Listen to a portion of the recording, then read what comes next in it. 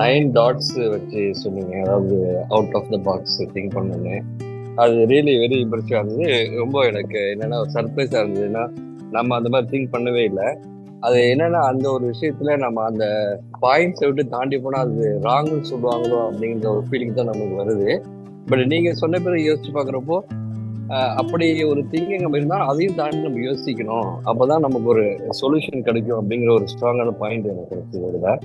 அந்த மாதிரி இந்த பை சாய்ஸ் பை சான்ஸ் சொன்னீங்க. அது really very impressive and really helping in life. ரொம்ப ஒரு இம்பார்ட்டன்ட். அது மாதிரி இன்னொரு விஷயம் வந்து நீங்க அந்த 3 ஒரு பேர்டன்ஸ் எடுத்து நீங்களே எடுத்து காமிச்சு ஒரு எக்ஸாம்பிளா சொன்னீங்க. அதாவது நம்ம நிறைய சுமைகளை சுமந்துக்கிட்டே போயிட்டு இருக்கோம் அப்படின்னு. அது ரியலி வந்து ரொம்ப முக்கியம்.